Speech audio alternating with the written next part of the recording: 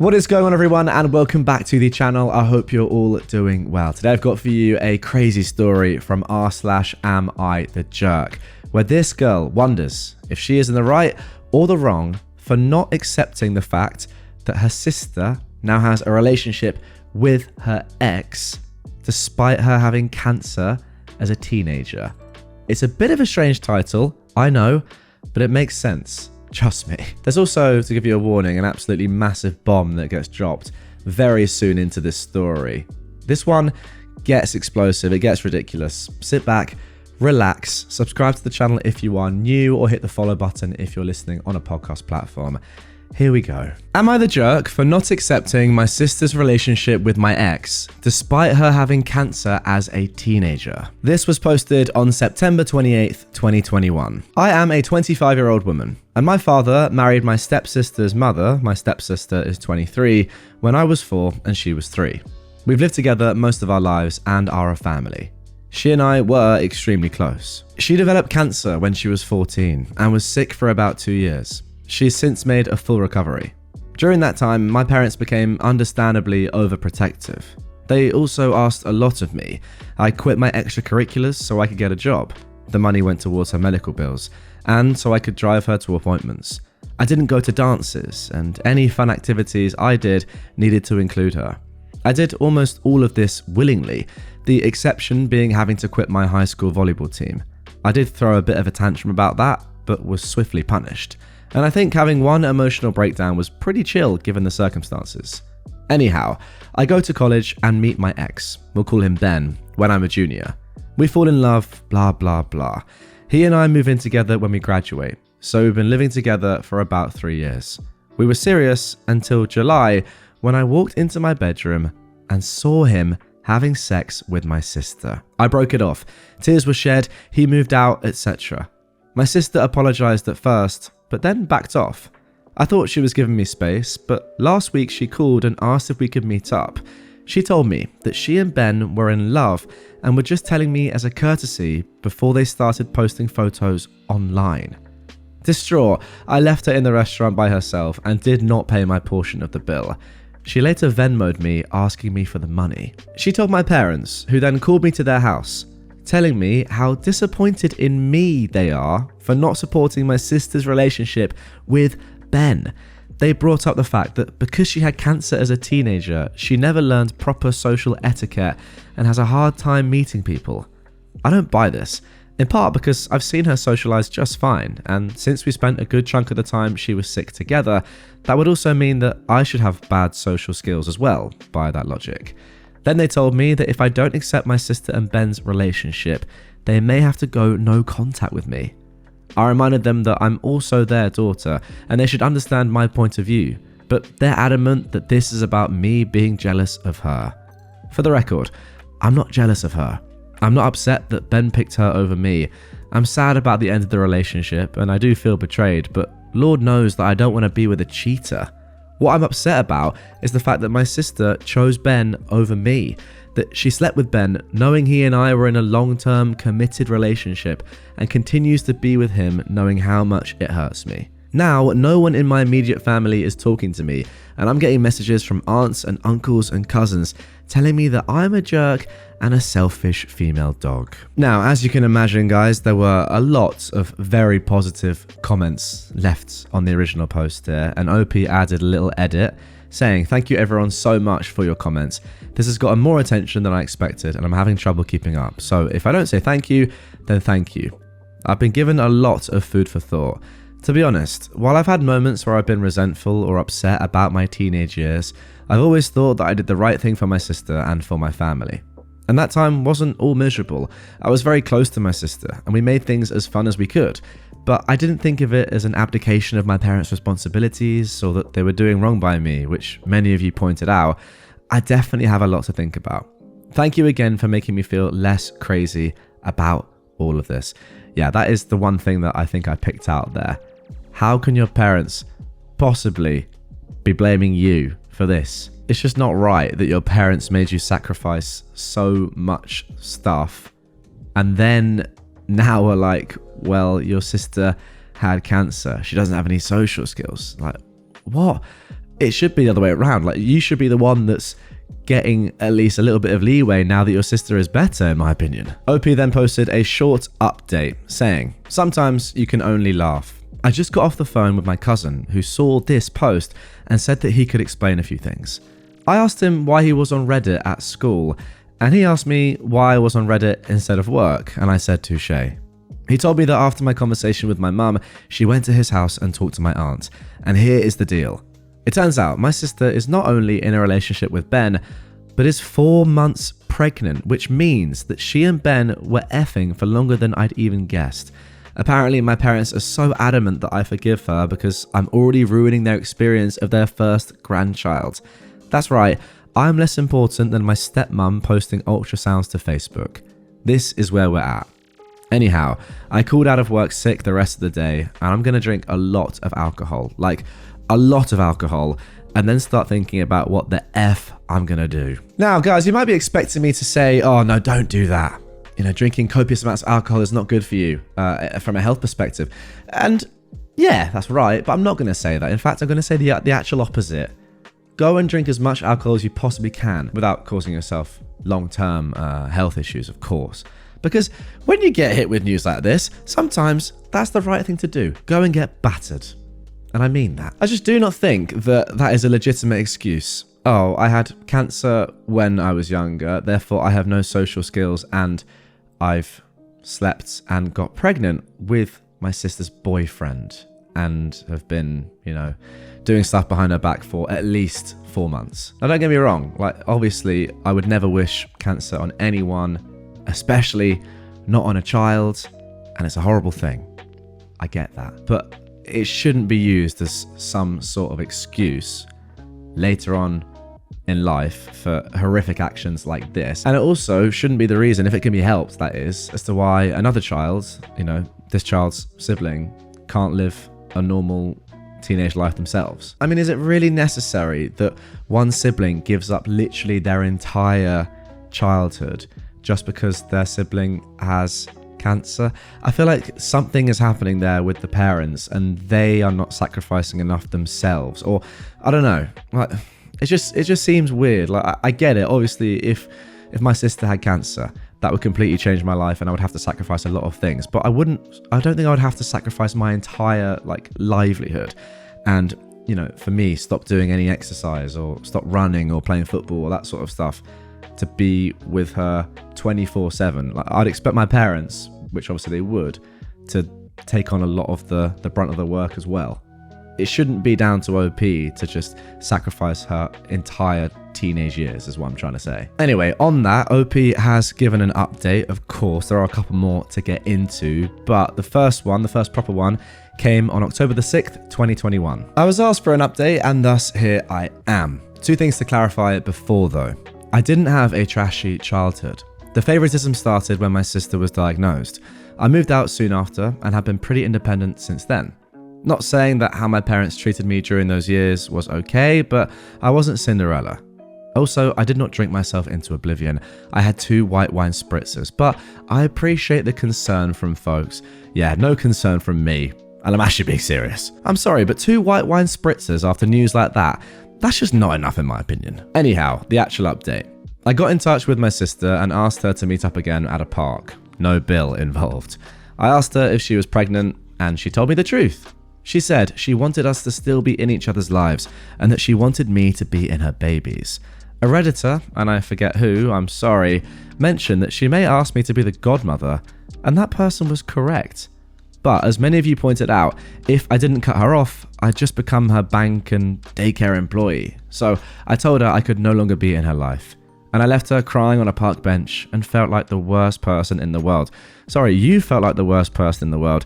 May I just remind you that your sister was having an affair with your boyfriend behind your back for at least 4 months and is now pregnant with your ex-boyfriend's baby and is in love with him, and you're the trashy person. I emailed my parents and told them how betrayed I felt and that I'd be cutting off contact with them.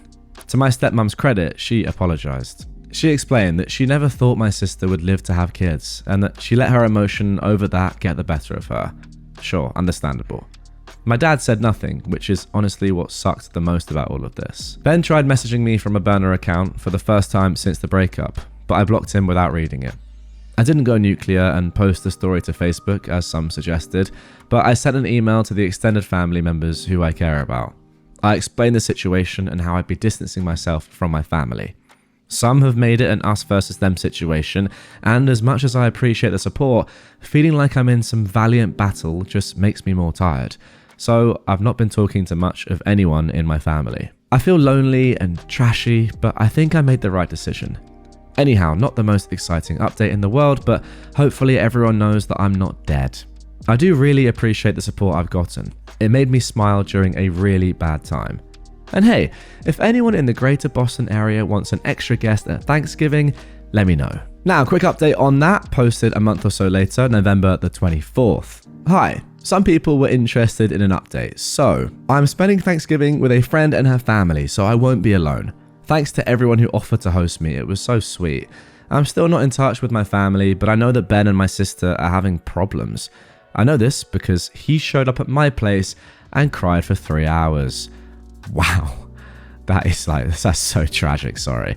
I'm going to New Mexico in April. Planning is underway. Happy Thanksgiving to those who celebrate. Now, let's jump forward to 2022, New Year's Day, and oh my goodness, how about this for a title? I think my old ex sabotaged my relationship with my new ex. Wow. To make a long story short, my breakup last summer with my ex was volcanic. He is now expecting a baby with my stepsister within the next 6 weeks or so. Since I found out about the pregnancy, he's tried to get in touch with me 6 times through email, text, burner accounts. He's tried to get mutual friends to talk to me for him and showed up to my place once. The latter was the only time I humoured him. He told me he was very sorry, he loves me, he doesn't want to be with my stepsister and wants to get back together with me. Wow. I told him, tough titties. He made his bed and now he's got to lay in it with her. I haven't dated much since July because of my life's implosion, but in November, a friend from college messaged me out of the blue. We hadn't talked in a long time. He is a 27-year-old guy and will be referred to as ex number 2 for the rest of the post. And Ben, my ex number 1, were good friends, but had a falling out over something fantasy football related the year after we graduated, and I stopped talking to him out of solidarity or whatever. Some of you guys may not know this, but I actually do have another YouTube channel, or I run another YouTube channel all about fantasy football, so that's why I laughed. Anyhow, we go on a date. We click. We go on a few more dates. We become exclusive in early December. I was feeling really hopeful about this until this morning. I was supposed to meet my second ex at a New Year's party last night. He got there before I left the house and texted me saying that my first ex was at the party and asked whether I still wanted to come. I declined and went to another friend's house and had a pretty good time. I tried calling my second ex at midnight, but he didn't pick up. I didn't think much about it. It's also important to remember throughout this that at the time, second ex is not second ex, he is current boyfriend. Anyhow, I go to bed late and when I wake up this morning, I have a message from current boyfriend saying we're done. Now, second ex. I couldn't even respond because he'd blocked me everywhere. I talked to a friend who was at the party the exes were at last night, and he said the two of them had spent a good chunk of time chatting with each other, but he didn't know what they were talking about. I'm not close with anyone else who was at the party, so I don't really have anyone else to ask. Like, okay, it was a 2-month-old relationship. I'm sad, but I'm not bereft. But the paranoid part of my mind is really concerned that my first ex said something that resulted in my second ex becoming my second ex. My second ex has made it abundantly apparent that he doesn't want to talk to me again, and I don't want to push that boundary, but I'm so confused. I could contact my first ex, but I get the feeling that will open a floodgate of drama. I could also try talking to other mutual friends to see if they've heard anything, but I also don't really want to spread this as a rumor if it wasn't true. I don't know, I'm at a loss. Any advice here? I'm spiraling, thinking that my ex is going to try to ruin every relationship I have for the rest of my life. Well, my immediate reaction to that is that if there were no issues beforehand, and this has come out of the blue, which to us, unless there's like a lot of context missing, it seems as if it has, then yeah, That conversation, and it sounds like it was a pretty long one, obviously has sparked this. And therefore, your first ex has sabotaged this relationship. Simple as that. Let's get into an update though and see what happened next. Okay, this next one was posted on January the 16th, so a couple of weeks later. I'm beginning to think that there's something wrong with me. Never the best title to read, that. My last 2 partners have cheated on me. The first was a very serious relationship. We lived together, we talked about marriage and buying a house. He even took 2 pictures of us as kids and photoshopped them together to show what our kids might look like one day. The result was terrifying but hilarious, and I had it as the background of my phone for a month. I walked in on him sleeping with my stepsister. Now, she's pregnant, due in the near future, and he's with her. I know he's not happy. I know he regrets what he did. I know that he loved me. And none of that stopped him from effing my stepsister in our bed. I've spent so long now being upset at her and writing him off as just a bad decision that I wasted time on, but now I find myself mourning what we had. My stepsister and I grew up together and have loved each other most of our lives, so it felt like that was the betrayal. But he and I chose each other. Out of all the people on earth, we looked each other in the eyes, committed to each other, and made the promise to stay faithful. And he lied. And he lied, and he lied, and he lied. And he let me go on loving him while he lied. And then a few months ago, another guy comes into my life, and for the first time in ages, I felt hopeful. I thought to myself that maybe I could actually move on and live my life. I wasn't in love with him, but he was the kind of man I thought I could fall in love with. We were exclusive for about a month. Before we made the decision to be exclusive, I told him everything that had happened with my first ex and told him that I could never be with another cheater. I wake up on New Year's Day to that text saying we're done. When I tried getting in touch, I found out he blocked me everywhere. Well, it turns out that he met someone at a New Year's party and hooked up with her. Instead of telling me, he just blocked me everywhere and sent a lackey to message me a few weeks later with the real story and a half-assed apology. I want to be angry, and maybe a part of me is, but as I'm sitting here, I'm just thinking, what if it's me? What if I'm just not lovable? What if it's never going to happen for me? The thing is, I've been a pretty confident person. I went through BS as a kid, but I got through it and grew stronger. I'm pretty good looking, although I've admittedly put on a little weight in the past couple of weeks. I've been told that I'm fun, I hold down a good job and make decent money. I also live my life according to my values.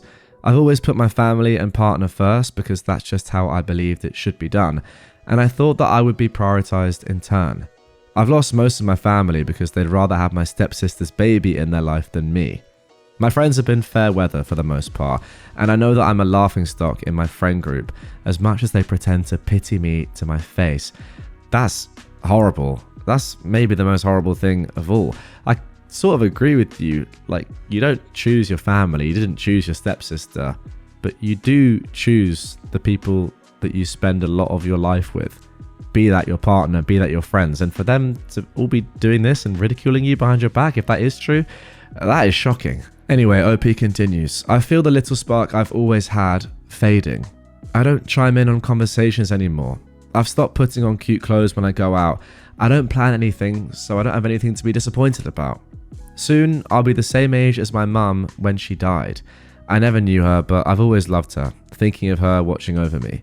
I don't remember the funeral, but it was one of those where there wasn't a dry eye in the house. She lit up a room, people tell me. She was a good woman. In my worst moments, I wonder what it would be like if I died right now. Would anyone cry?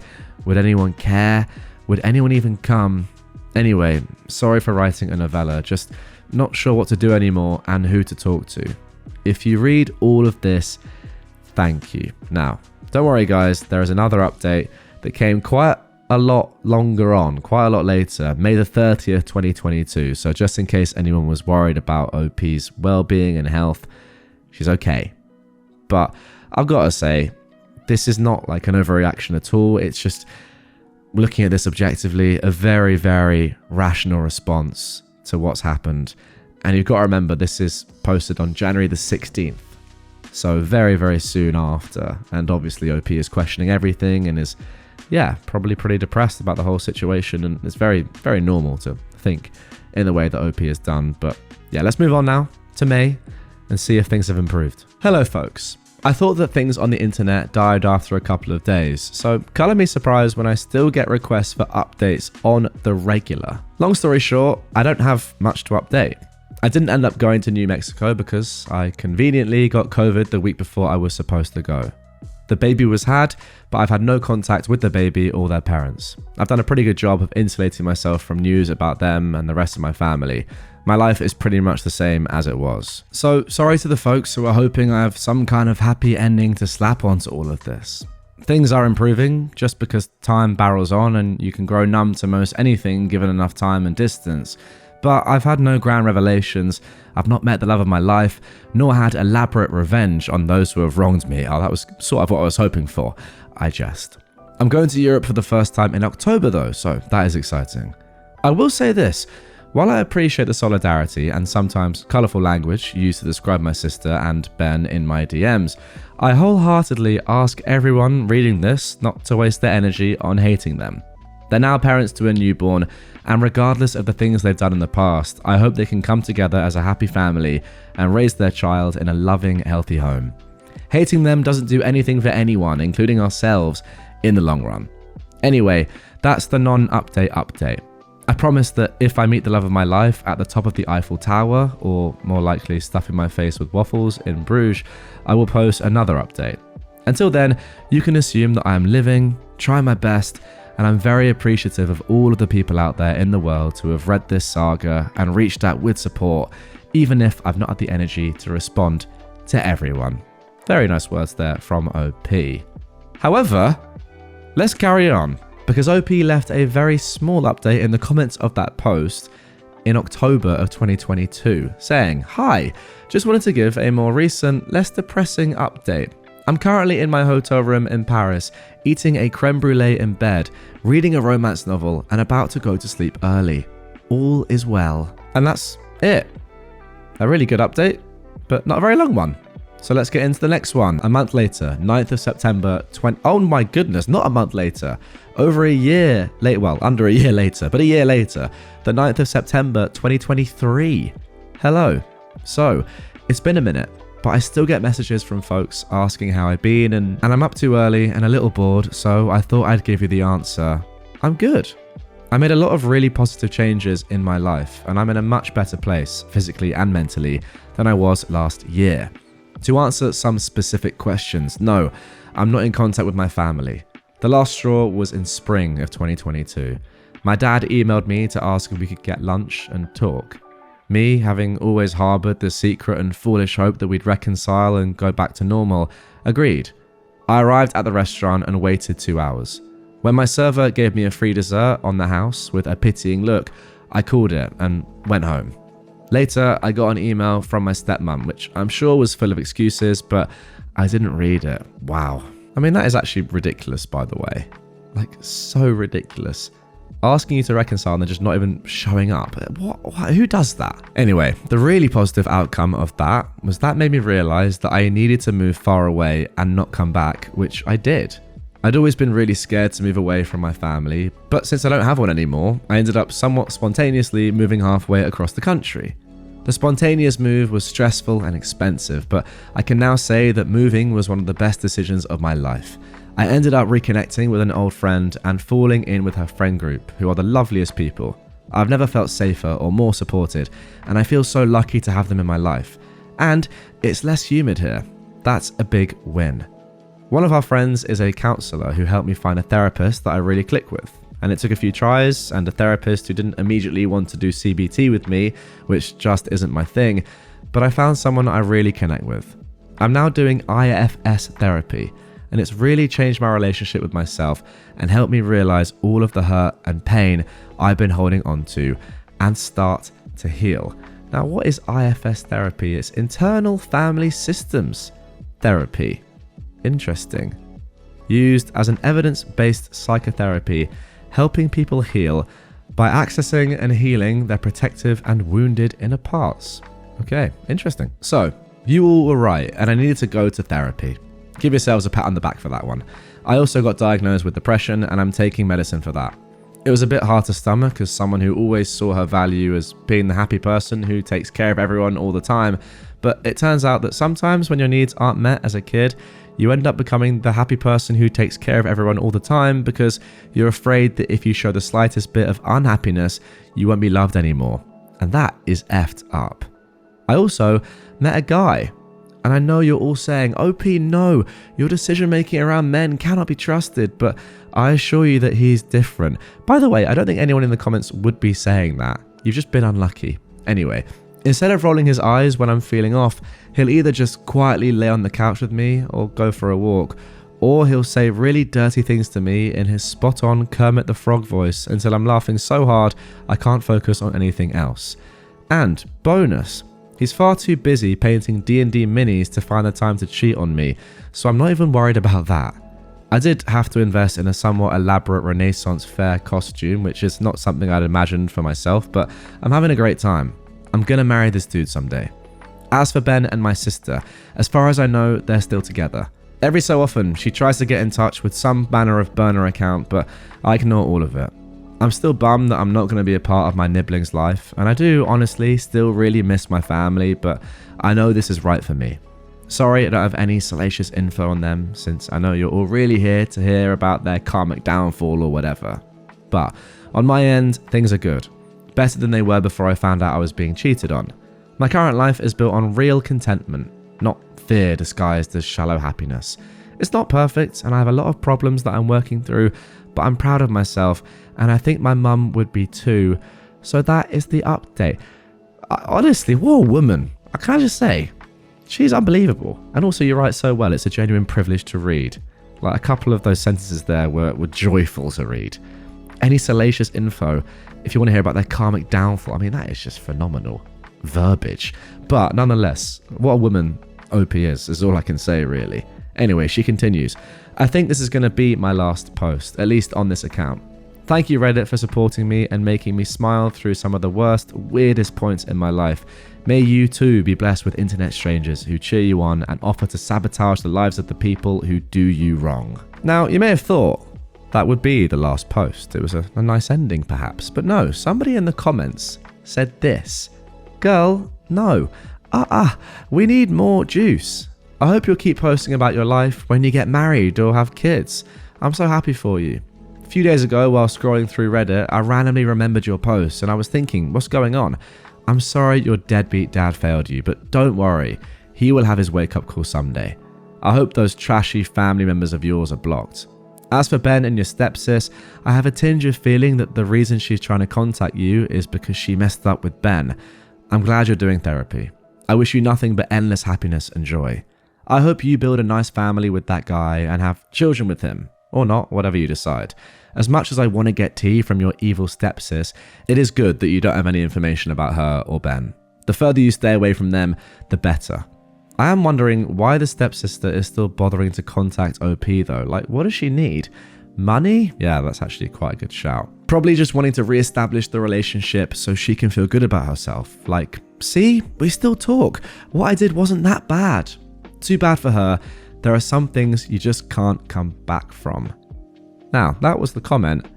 And OP, after reading that, I think, may have felt obliged to give this little update, at least they called it a little update, on May 19th, 2024 now, saying, I'm engaged, which is just phenomenal news.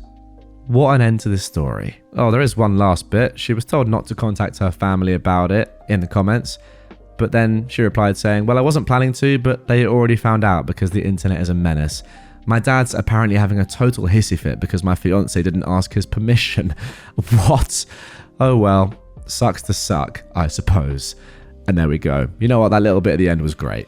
Just sums the whole story up. Yes, how dare you not ask for my permission for a daughter that pretty much has disowned me's hand in marriage. You are an idiot. You're just an absolute clown. There we go. That is going to do it for this story. And I do have to say once again, like, that was so good to read. And OP's, I don't know, mindset and mentality throughout all of this and like her entire life, just her mindset and mentality in general is unbelievable. I wish I had a mindset and a mentality like that. And I also wish I could find other words or synonyms in my mind as I'm speaking live for mindset and mentality, but I just can't. So I'm going to keep using those exact words. But yeah, seriously, I know, like, if I was in this position, well, I don't know how I'd react, but I think I would, feel a lot more hatred, or at least I would probably act on my hatred a lot more. I would want to see the downfall, the karmic downfall of these characters. I don't think I could just be as,